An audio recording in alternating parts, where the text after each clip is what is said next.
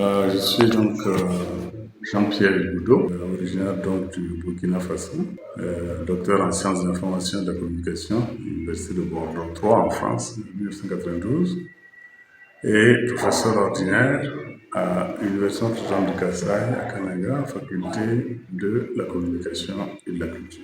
Je suis d'abord diplômé du centre de formation de la Voix de l'Allemagne à Cologne. Donc c'est la radio, donc j'ai fait radio pour commencer. Ensuite, j'ai travaillé chez moi à Ouagadougou au niveau donc du journal parlé, au niveau également de l'animation d'antenne, mais aussi de la radio rurale, où on s'occupait donc des émissions en langue nationale pour les paysans. Et de là, ma carrière a été vraiment une carrière de journaliste radio au départ, avant que je n'aille continuer mes études à Bordeaux 3, où j'ai été donc diplômé en maîtrise des sciences techniques de l'information et de la communication, mon DEA, puis mon doctorat en 92. Mais concomitamment, j'ai fait aussi un diplôme d'anthropologie. Et je suis revenu à Ouagadougou, j'ai enseigné donc à l'université, à l'Institut africain de formation aux études cinématographiques, qui avait deux sections, section cinéma et section communication. J'étais à la section communication et également à la faculté des lettres, arts et sciences humaines, où j'ai enseigné également la communication dans ce département-là. Évidemment, je continuais à être journaliste, même si j'enseignais à la faculté. Je produisais des émissions à la radio et à la télé. La télé, c'était une émission littéraire, question de littérature une fois par semaine.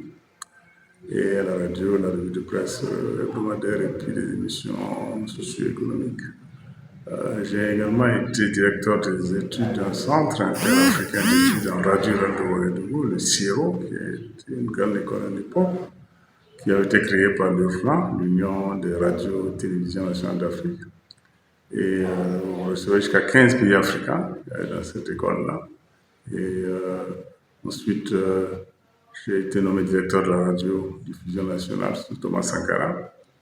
Et avec l'avènement du 15 octobre, ma carrière aussi s'est arrêtée avec le décès du président, l'assassinat du président Sankara. J'ai été donc nommé à la direction de la formation et de la recherche, qui est une direction qui avait l'École nationale de journalisme, donc j'enseignais tous les matins que Dieu faisait.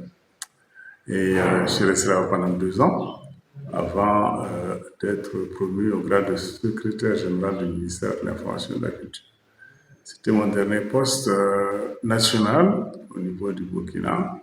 Et j'ai quitté ce poste après avoir pris le soin de faire une mission qui m'a été confiée par la ministre.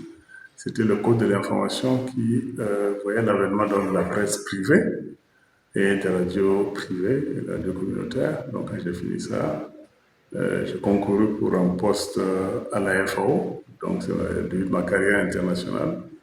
Et c'est commencé le 5 septembre 1990. J'étais donc au Mali comme conseiller régional pour la communication et l'information au niveau donc de la FAO au Mali. Et de là, j'ai été affecté à Rome, au siège, où je suis resté 15 ans, au service donc de la communication rurale, de la vulgarisation agricole, où je faisais donc plus communication qu'autre chose.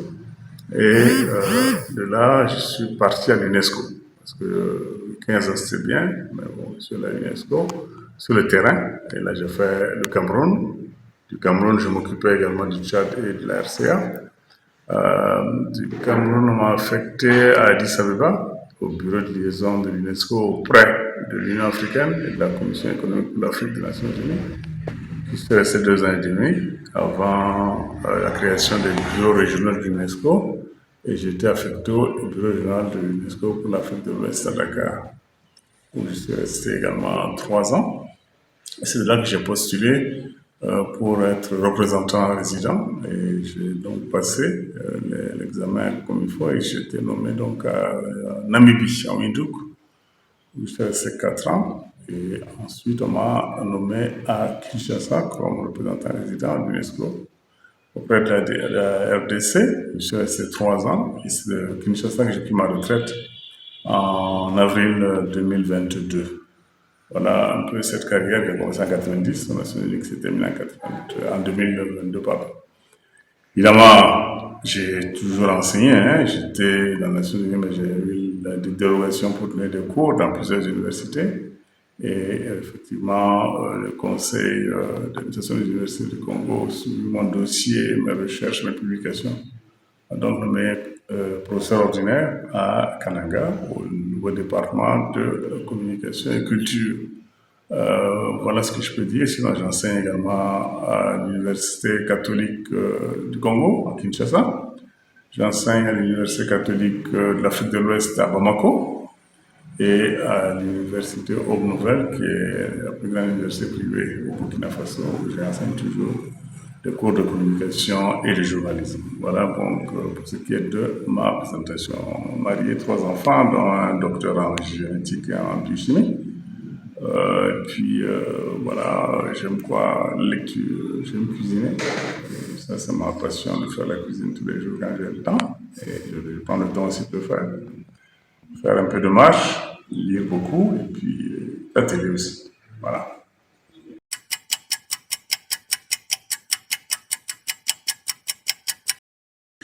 Le département de communication et culture de l'Université de Kananga est le dernier né, ou l'avant-dernier né de l'université. Je crois que c'est important que la communication soit enseignée, ainsi que la culture. Il faut des administrateurs de la culture, il faut des acteurs de la culture. Et l'UNESCO, à l'époque, a appuyé la création de cette faculté-là, de ce département, qui est important, d'autant plus qu'aujourd'hui, rien ne peut se faire sans la communication. Donc, j'aime à dire à mes étudiants que la communication est au développement ce qu'est l'essence à la voiture. Si vous n'avez pas d'essence dans votre voiture, elle ne démarre pas. Et si vous n'avez pas de communication, un projet, un programme de développement, c'est un fiasco. Ça, c'est garanti. Donc, la communication est importante en ce qu'elle apporte des éléments, des techniques, des méthodes pour que les populations puissent être mobilisées autour d'un projet, puissent participer au projet, puissent être impliquées dès le départ avec l'identification de leurs besoins, l'identification de leurs possibilités d'intervenir et tout, pour que ce projet soit approprié par cette population-là. Donc, si vous prenez par exemple le projet de développement local de 145 territoires, je crois que le volet communication reste un volet primordial parce que c'est un projet qui appartient à la communauté, au territoire, et il faut que les gens soient impliqués dans la mise en œuvre du projet. Voilà en quoi la communication est importante en ce qui concerne le développement national. Et également, la communication est importante dans l'entreprise parce qu'elle permet également de faire une bonne présentation des institutions dans lesquelles on fait la communication. Elle permet également de faire en sorte que l'image de marque de l'entreprise soit bien maintenue et présentée. En tout cas, la communication d'entreprise, c'est un autre volet qui reste aussi important que la communication pour le développement. Et vous savez que aussi la communication, c'est aussi la communication politique, c'est la communication éducative, c'est la communication sociale. Donc, je ne vois pas un aspect de la vie où il n'y a pas la communication. Elle est hautement anthropologique, elle est au centre des relations humaines, en fait, la communication, parce qu'on communique tous les jours. Et ce qui est plus important, c'est que nous sommes aussi, aujourd'hui, dans l'ère du digital. Et vous savez, avec la numérisation du digital, il y a beaucoup de choses qui se passent. J'allais dire même que la communication est au centre de dysfonctionnement aujourd'hui parce que les gens sont sur leur smartphone, les gens sont sur les jeux vidéo, les gens sont sur la télé.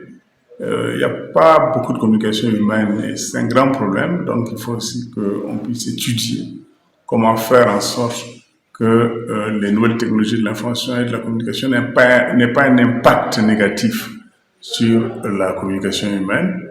Malheureusement, il faut constater que c'est le cas. Ça a impacté négativement.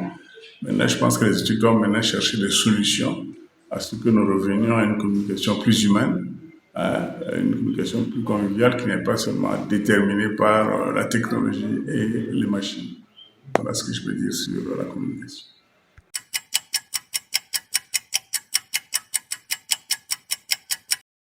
Les métiers de la communication, quelqu'un disait que tous les chemins mènent à Rome, et d'autres disaient que les métiers de la communication mènent aussi dans d'autres métiers.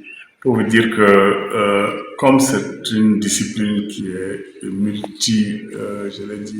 disciplinaire, en ce qu'elle puise dans les sciences sociales d'une part, mais également dans les sciences humaines, les gens qui font la communication sont très bien formés pour être capables d'embrasser plusieurs métiers, que ce soit les métiers d'attaché de presse, de conseiller en communication, que ce soit les métiers également liés donc à la profession de communicateur dans une entreprise ou dans un projet de développement. Ils peuvent même également aussi avoir aussi des compétences en journalisme, être aussi journalistes, même s'ils ont fait la communication. Et je pense que ça amène, les métiers sont très très divers, j'allais dire multiples, et c'est pourquoi il faut nécessairement que les jeunes s'y engagent dès aujourd'hui parce que c'est l'avenir. Tout sera autour de la communication. Même quand on parle d'intelligence artificielle, c'est également la communication entre l'homme et la machine qui nous renvoie à la robotique, des grands auteurs comme Isaac Asimov, qui ont été les premiers à traverser la robotique. Aujourd'hui, on parle d'intelligence artificielle, c'est vrai. Donc, toutes ces questions-là sont des questions liées à la communication. Et c'est pourquoi je pense que c'est un domaine d'avenir que les jeunes doivent embrasser, que les parents doivent comprendre également, et permettre à leurs enfants de venir étudier les sciences de l'information et de la communication, de venir étudier également le journalisme s'ils veulent être journalistes, parce que c'est important aussi ce métier. Quand on n'est pas formé et on fait du journalisme, on fait du mauvais journalisme, mais quand on est formé, surtout au niveau universitaire, on fait du bon journalisme parce qu'on a acquis une culture générale vaste, on a acquis les techniques rédactionnelles et tous les cours professionnels sur la radio, la télé, la presse et tout l'agence, ça dépend de la spécialité, mais également on a acquis les fondements de la déontologie et de l'éthique qui ferait que donc le journaliste sera quelqu'un qu'on respectera parce qu'il ne va pas chercher des compromis avec les hommes politiques ou les pouvoirs d'argent, les pouvoirs religieux, etc. Voilà ce que je peux dire par rapport aux différents métiers qui se présentent au niveau de la communication.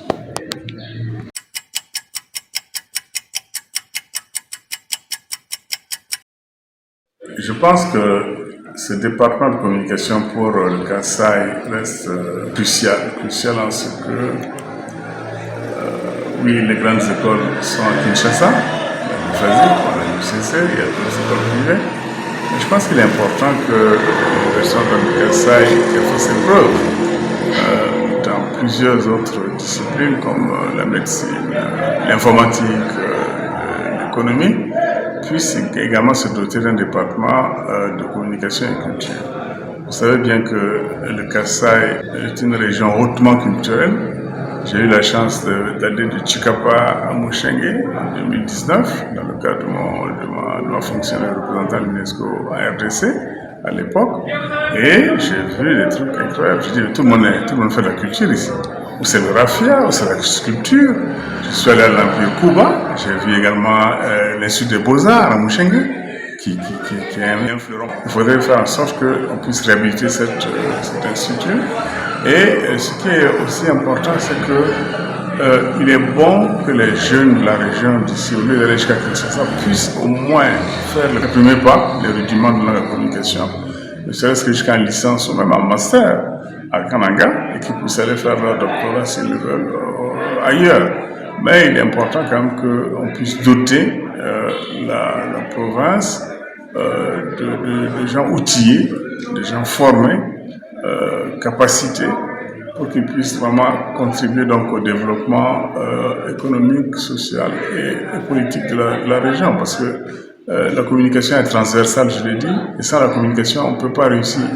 Donc, que ce soit au niveau du gouvernorat, que ce soit au niveau des entités décentralisées de l'État, les ministères qui sont ici, que ce soit au niveau des ONG, que ce soit au niveau donc même des institutions des Nations Unies, on a toujours besoin de communicateurs et c'est pourquoi c'est important que la communication soit enseignée, qu'elle soit maîtrisée par les jeunes et que ces jeunes-là puissent contribuer au développement socio-économique de la région en faisant en sorte que la contribution puisse contribuer, comme je l'ai dit, avec d'autres facteurs qui pourraient être des facteurs économiques, des facteurs sociaux, des facteurs politiques. La communication a un rôle aussi à jouer dans la réussite de tous les programmes de développement que l'on pourrait lancer au niveau du Kasaï.